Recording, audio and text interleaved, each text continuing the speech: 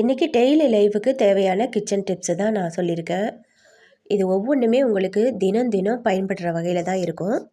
நம்ம தினமும் மிக்சியை பயன்படுத்திகிட்டு இருக்கோம். உங்களில் எத்தனை பேர் இப்படி செய்கிறீங்க அப்படின்னு தெரியாது. நம்ம மிக்சியை எவ்வளவு தான் க்ளீனாக கழுவி வச்சோன்னாலும் கண்டிப்பாக அதில் அழுக்குகள் இருக்கும். நம்ம எதை அரைச்சோன்னாலும் அதோட துகள்கள் அந்த பிளேடில் ஒட்டி தான் இருக்கும். நம்ம எவ்வளவு தான் ப்ரெஷ் வச்சு கைகளால் தேய்ச்சி கழுவுனோன்னாலும் கண்டிப்பாக கொஞ்சம் கொஞ்சம் இருக்கும்.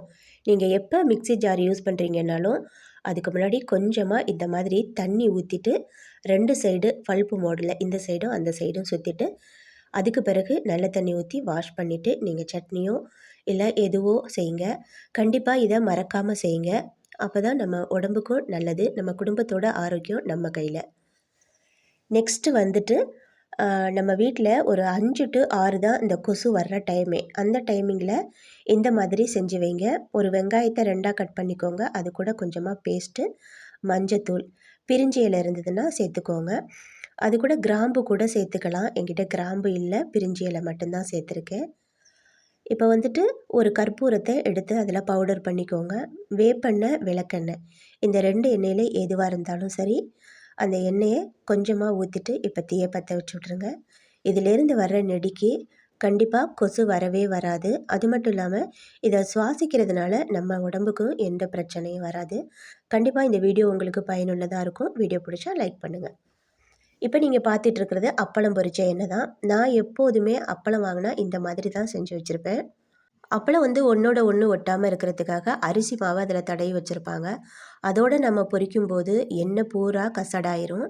இந்த மாதிரி தொடச்சி எடுத்துட்டு எல்லா அப்பளத்தையும் துணியை வச்சு தொடச்சி எடுத்துருங்க. அப்பளம் பதத்து போகாமல் இருக்கிறதுக்கு நம்ம ஃப்ரிட்ஜில் வைக்கணுங்கிற அவசியமே இல்லை, வெளியிலே வச்சுக்கலாம். கொஞ்சமாக அரிசி, என்ன அரிசியாக இருந்தாலும் சரி, பச்சரிசி, புழுங்கலரிசி எதுவாக இருந்தாலும் சரி, அதை சேர்த்து நீங்கள் மூடி டப்பாவில் வச்சு வச்சிட்டிங்கன்னா பதத்தே போகாது.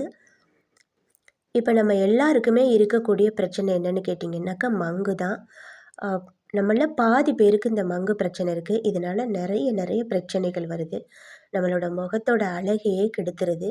எனக்குமே இப்போ கொஞ்ச நாளாக வர ஆரம்பிச்சிருக்குது. ஒரு ஏஜுக்கு அப்புறமா இது கண்டிப்பாக எல்லாருக்கும் வரும் அப்படிங்கிறாங்க. ஒரு சிலருக்கு ஹார்மோன் ப்ராப்ளத்தால் இது அதிகமாக இருக்கும். இதனால் நம்மளுக்கு நிறைய மன உளைச்சலும் இருக்கும். மற்றவங்க முன்னாடி நின்று பேசும்போது அவங்க நம்ம முகத்தில் என்ன இப்படி அப்படின்னு கேட்கும்போது நம்ம அந்த நிமிஷமே டல்லாகிடுறோம். இது நான் ஃப்ளிப்கார்ட்டில் தான் ஆர்டர் போட்டு வாங்கினேன்.